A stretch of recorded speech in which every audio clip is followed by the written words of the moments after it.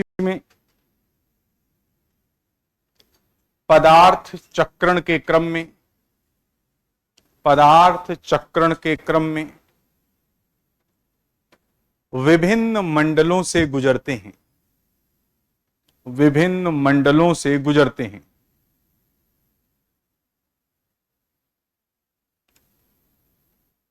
विभिन्न मंडलों से गुजरते हैं। जिन चक्रों में, सब जैव भू रासायनिक चक्र हैं, जिन चक्रों में वायुमंडल की महत्वपूर्ण भूमिका होती है,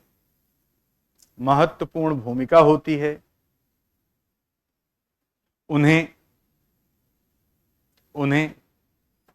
गैसीय चक्र कहते हैं।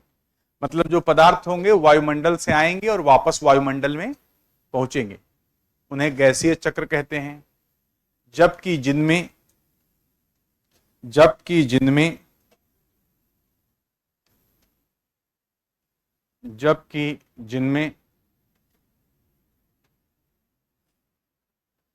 स्थल मंडल की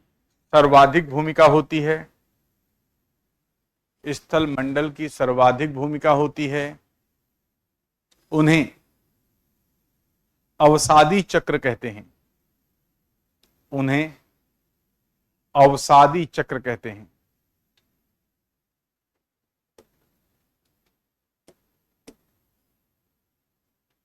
अवसादी चक्र कहते हैं।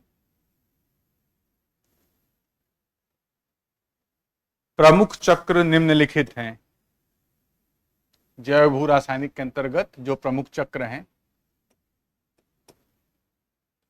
ये न्यूट्रिएंट साइकिल है, पोषक पदार्थों के चक्र हैं। जैव भू रासायनिक चक्र निम्नलिखित भागों में बांटा जा सकता है, इस तरह आप समझ सकते हो।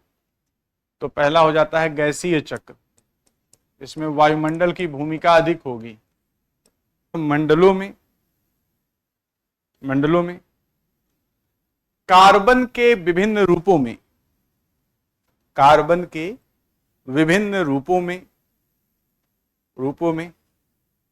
आवागमन के लिए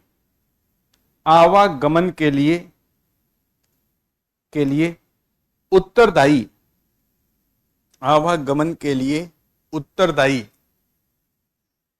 चक्र को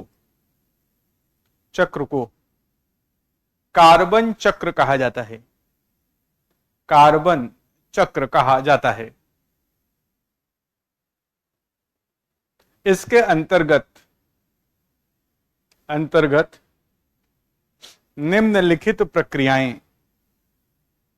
निम्नलिखित प्रक्रियाएं शामिल की जाती हैं।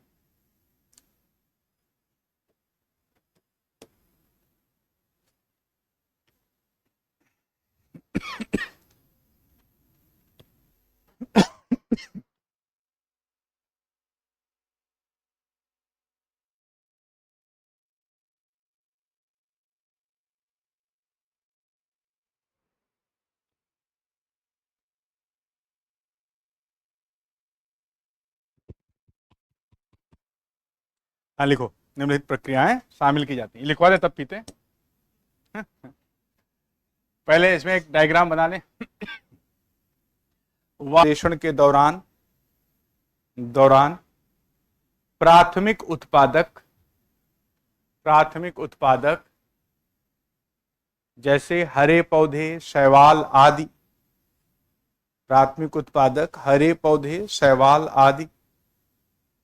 वायुमंडलीय कार्बन डाइऑक्साइड को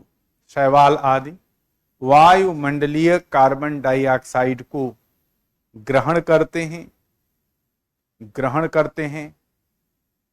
वायुमंडलीय CO2 को ग्रहण करते हैं तथा ऑक्सीजन विमुक्त करते हैं।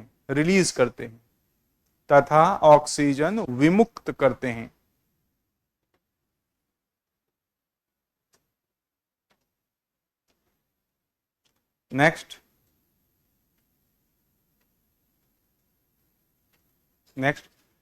उत्पादक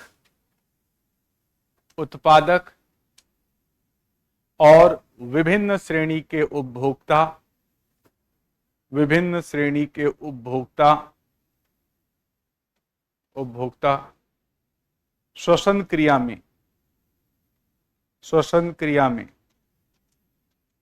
कार्बन डाइऑक्साइड विमुक्त करते हैं, या कार्बन श्वसन क्रिया में कार्बन डाइऑक्साइड का निष्कासन करते हैं, ये भी लिख सकते, का निष्कासन करते हैं।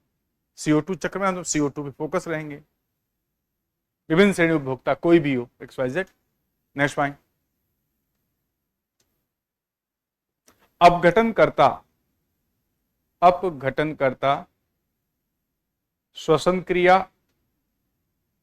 श्वसन क्रिया तथा मृत जैविक पदार्थों के अपघटन में, तथा मृत जैविक पदार्थों के अपघटन में, श्वसन क्रिया तथा मृत जैविक पदार्थों के अपघटन में कार्बन डाइऑक्साइड, कार्बन डाइऑक्साइड का निष्कासन करते हैं, का निष्कासन करते हैं।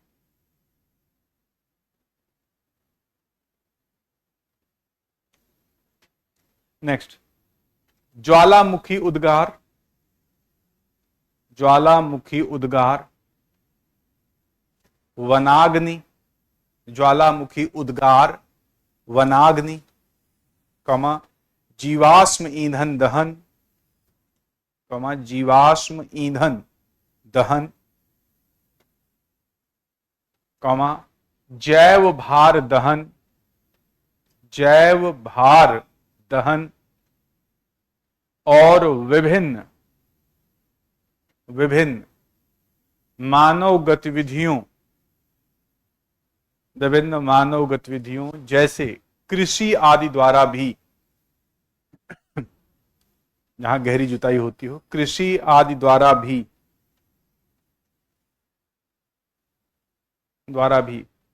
कार्बन डाइऑक्साइड का उत्सर्जन होता है, द्वारा भी कार्बन डाइऑक्साइड का उत्सर्जन होता है।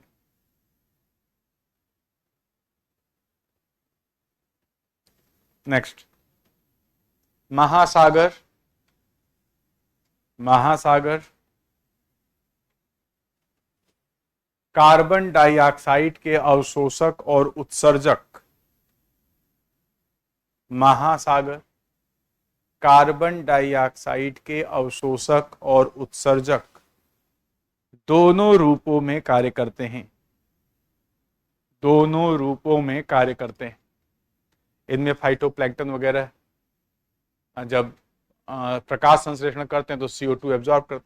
सबसे ज्यादा CO2 ना महासागर की तली में है, रिजर्व है खनिजों के रूप में। फाइटोप्लैंक्टन वगैरह डेथ होती है, जीवों की डेथ होती है, राइट। जितने कवचधारी जीव में कार्बोनेट वगैरह पाया जाता है, सब जाके कहाँ है? ओशन में दबा हुआ है, तली में दबा हुआ। और अगर ओशन का टेम्परेचर चेंज होता है, सब चेंज होता है। मानव जनित गतिविधियों, मानव जनित गतिविधियों जैसे निर्वनीकरण, निर्वनीकरण वनों का काटा जाना, जैसे निर्वनीकरण, जलीय तंत्रों का रिक्तीकरण, रिक्तीकरण मतलब जलीय तंत्र खत्म हो रहे हैं, जलीय तंत्रों का रिक्तीकरण,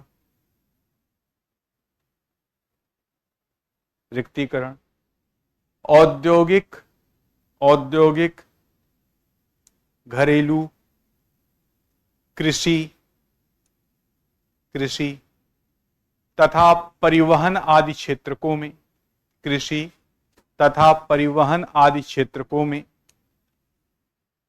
क्षेत्रकों में जीवाश्म ईंधन के दहन से, जीवाश्म ईंधन के दहन से वायुमंडल में उत्सर्जित, वायुमंडल में उत्सर्जित कार्बन डाइऑक्साइड की मात्रा, कार्बन डाइऑक्साइड, कार्बन भी लिख सकते हो सिंपल, कार्बन डाइऑक्साइड की मात्रा पृथ्वी की, पृथ्वी की कार्बन डाइऑक्साइड को, CO2 को, पृथ्वी की कार्बन डाइऑक्साइड को अवशोषित करने की क्षमता से, अवशोषित करने की क्षमता से अधिक हो गई है, क्षमता से अधिक हो गई है, अधिक हो गई है। अतः कार्बन चक्र के असंतुलित होने से, अतः कार्बन चक्र के असंतुलित होने से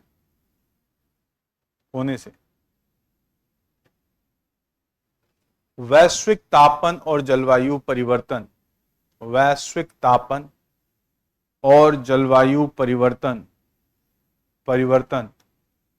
जैसी चुनौतियां उत्पन्न हो रही हैं। जलवायु परिवर्तन, वैश्विक तापन और जलवायु परिवर्तन जैसी चुनौतियां उत्पन्न हो रही हैं।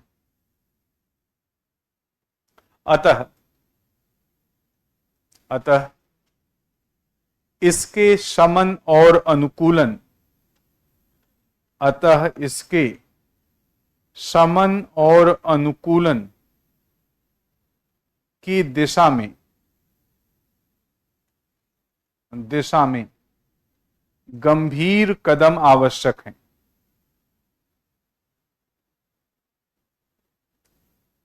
शमन और अनुकूलन की दिशा में गंभीर कदम आवश्यक है। ठीक है ना? अब ट्रंप जैसे 2-4 और हो जाए तो कहानी बदल जाए। देखो, सिस्टम में बहुत सारे होल हैं, वो ठीक है, लेकिन आप जहां पे हो वहां आप एक्स्ट्रा नुकसान न करें। बस ट्रंप महोदय एक्स्ट्रा नुकसान करने के मूड में आए हैं। अभूत प्रजाति प्रभुत्व वाली आधारभूत प्रजाति है जो आवास बनाती है। फाउंडेशन चक्र से अभिप्राय, नाइट्रोजन चक्र से अभिप्राय उस गैसीय चक्र से है, उस गैसीय चक्र से है जिसके द्वारा पृथ्वी के विभिन्न मंडलों में नाइट्रोजन का आवागमन होता है, नाइट्रोजन का आवागमन होता है।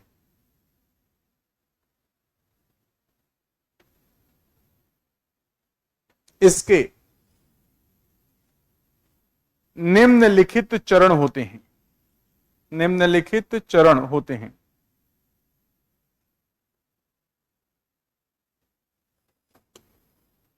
पहले चरण लिख लें, फिर डायग्राम बना लेंगे।